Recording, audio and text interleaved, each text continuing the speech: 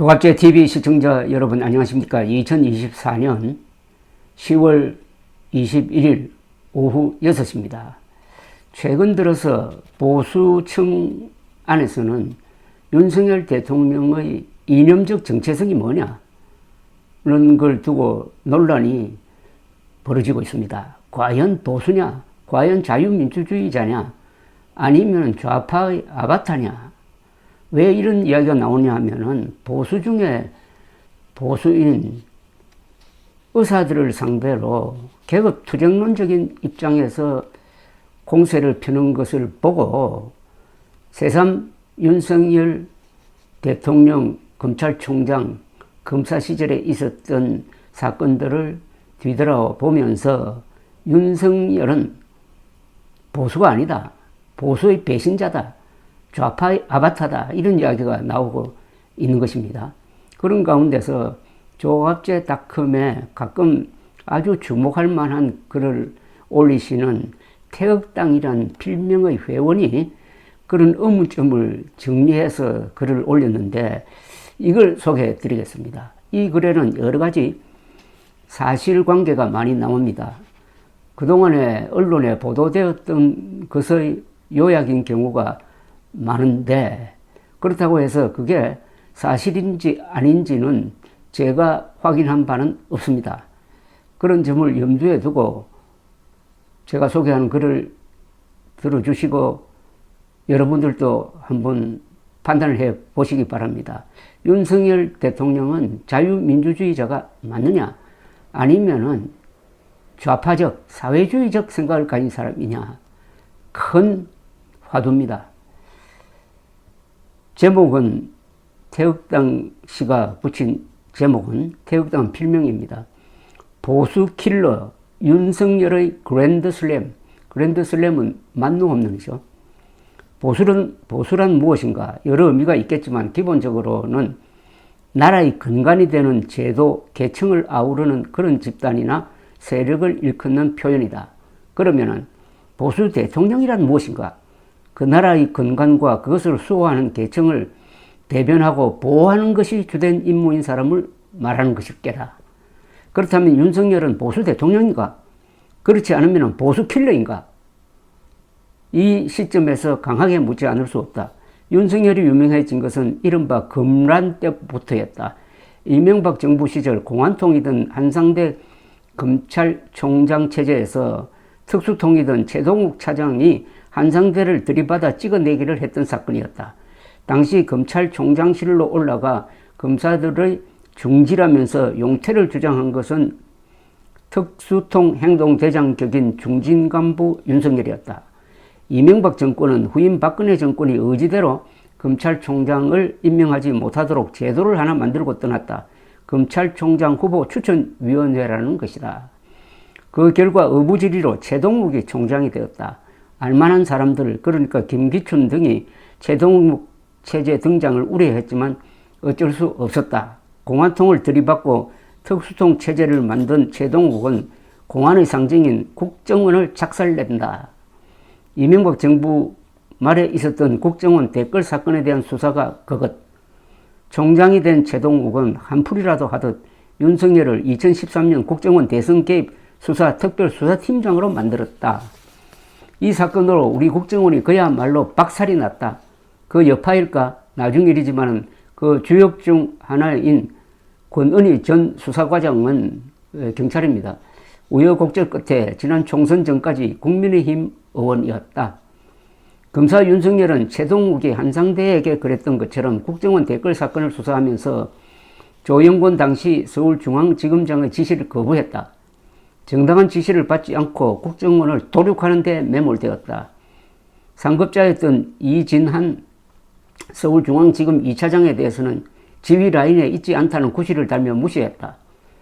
윤석열은 당시 국회 국정감사장에서 조영권 중앙지검장을 공개망신주며 항명했다. 그뿐 아니라 윤석열은 당시 법무부 장관이던 황교안이 수사 지휘권을 발동해 국정원 댓글 사건을 축소 수사 지시하고 있다고 폭로했다. 이때 조선일보는 교묘히 윤석열의 편에 섰고 국정원과 원세훈에 대하여 비판적이었다. 윤석열은 지난 탄핵 정국 때 화려하게 부활했다. 그는 당시 국정원장뿐 아니라 우리나라 국군을 박살내고 우리 기업을 박살냈다. 전직 국정원장과 김관진, 이재수 전 기무사령관 등 수백 명이 구속되거나 수사를 받았다. 삼성, 롯데 등 여러 국가대표급 기업이 고통받았다. 이때도 윤석열은 조선일보의 열렬한 성원을 받았다. 그 공로로 윤석열은 문재인 정권 시절 초고속 승진을 하였다. 문재인 정권 당시 윤석열은 대통령 문재인과 대법원장 김명수의 장단에 맞추어 법원을 박살냈다. 양승태 전 대법원장을 비롯해 보수적 대법관, 판사 여럿이 구속되거나 고충을 겪었다. 그 배경에는 이른바 징용공 문제, 위안부 문제가 있었다. 그렇게 검사 윤석열은 국정원, 국군, 법원을 박살냈고 보수 대통령 2명을 감옥에 보냈으며 자랑스러운 대한민국 1등 기업인들을 구속하는 등 대기업을 괴롭혔다. 이 가운데 보수 대통령 2명을 감옥에 보냈다고 썼는데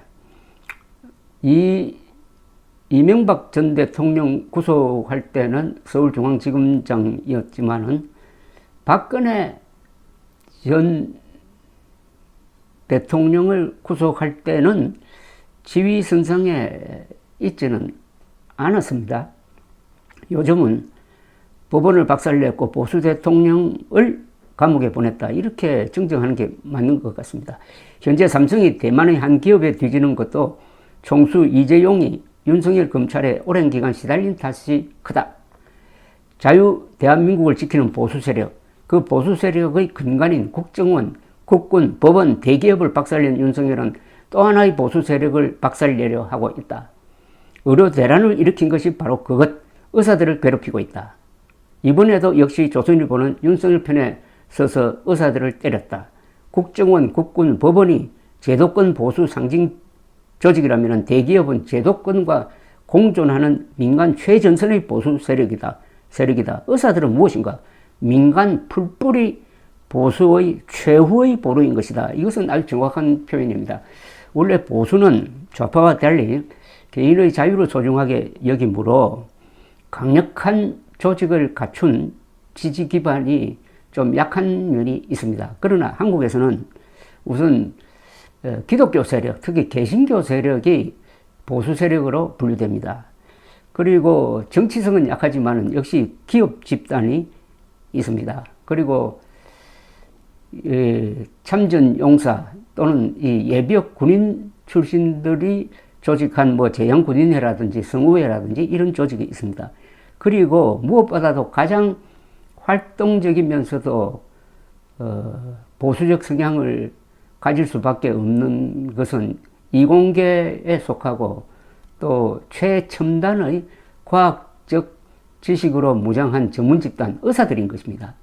이 의사들을 향해서 윤석열 대통령이 총공세를 펴고 있다. 여기서 윤석열 대통령의 이념적 정체성은 뭐냐를 묻게 되고, 특히 의사들을 공격하는 그 논리와 방법이 계급투쟁론적, 좌파적, 사회주의적입니다. 3류가 인류를 개혁할 수는 없는 겁니다. 윤석열 대통령의 수준은 한국의 의사들 수준보다 여러 가지 면에서 많이 뒤떨어집니다. 출발부터 잘못되었습니다. 개혁은 보수가 하는 말이 아닙니다. 개선이라고 해야 됩니다. 그리고 그런 개혁은 실패할 수밖에 없는데 저항을 불렀다고 해가지고 마치 개혁 저항 세력으로 모는 것, 이게 전형적인 개혁투쟁론입니다. 그리고 좌파는 집권을 하면은 관료주의와 결탁을 합니다. 영혼 없는 관료들을 도구로 부립니다. 윤석열 대통령 또한 자칭 의료개혁을 추진하면서 그렇게 했습니다. 이어서 태극당시는 윤석열이 의사 집단까지 붕괴시킨다면 그는 자유대한민국 보수 근간을 거의 모두 허문 그랜드슬램 달성자가 된다. 김정은이 김대중보다 윤석열을 더 좋아할지도 모른다. 윤석열은 끝내 보수 킬러로서 역사에 남을 것인가? 기어이 보수 파괴 그랜드슬램 달성자가 될 것인가? 작금에 내가 묻고 싶은 것은 그것밖에 없다. 저도 이게 궁금합니다. 끝까지 윤석열 대통령은 보수 실을 말리는 보수 킬러로서의 만홈런을 친 타자로 기록될 것인가, 역사에. 감사합니다.